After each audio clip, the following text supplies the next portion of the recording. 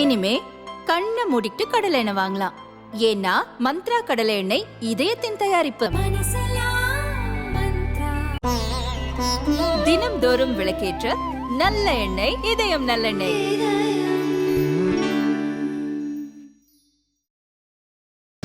நமக்கு கேப்டன்னா நம்மளுடைய உயிருக்கு மேலே அவரை நாங்கள் நேசிக்கிறோம். எல்லாருமே மேலான தலைவர். அதாவது இல்லைன்னு சொல்லி வரவங்களுக்கு யாருக்குமே இல்லைன்னு அவர் சொன்னது கிடையாது. கொடுத்து பழக்கப்பட்டவர். அவர் இல்லைன்றது எங்களுக்கு எல்லாருக்குமே பெரிய இழப்பு. ஒரு குடும்பத்தில் ஒரு தலைவர் மிஸ் ஆன ஒரு ஃபீலிங்கோடு தான் எல்லாருமே போய்கிட்டு இருக்கோம். எங்களுடைய இமயம் சரிஞ்சிருச்சு. தர்மத்தின் தலைவன் அவர்னா தர்மம் அவர் தான். இன்னைக்கு சென்னைக்கு கேப்டன் என் தெய்வத்தை பார்க்க போகிறேன். தர்மம் அழிந்து விட்டது. இன்னைக்கு தர்மத்தின் தலைவன் தான் கேப்டன் ஒரு ஆள் தான். அள்ளி வள்ளல் கொடுத்து வள்ளல் கேட்காம செய்வார். கேப்டனை போல ஒரு நல்ல ஒரு மனிதரை யாராலும் பார்க்க முடியாது. கேப்டன் செய்த தர்மம் தலை காக்கும்னு சொல்லுவாங்க. ஆனால் தர்மம் தலை காக்கலை.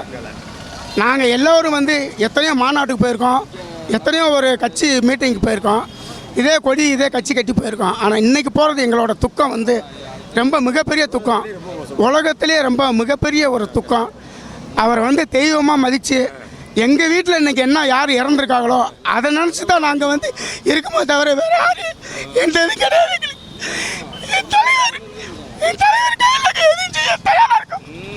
எந்த தொண்டனை உயிரை கொடுக்க தயாராக இருக்கும், பசங்களை கொடுக்க தயாராக இருக்கும்.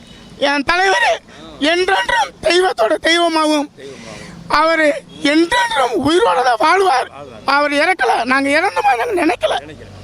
அவர் இறந்த மாதிரி நினைக்கல, உயிரோட இருக்கார். ஆனால் அவருடைய மனிதநேய செயல்ன்றது ஒரு அளப்பறியாத ஒரு செயல். இல்லாதவர்களுக்கு கொடுக்கும் பாரிவள்ளல் போன்று எம்ஜிஆருக்கு பிற்பாடு உண்மையிலே சோறு போட்டு அனைத்து பொதுமக்களையும் அவர் இல்லத்திற்கு சென்று போகும்போது வயிறார உணவிட்டவர். அப்பேற்பட்ட தலைவர் மதுரையில் மாநாடு நடத்தும் பொழுது நாங்களெல்லாம் மிகவும் ஒரு ஆர்ப்பரிப்போட நல்ல கொடியுடன் உற்சாகமாக நாங்கள் சென்றோம். ஆனால் இன்றைக்கு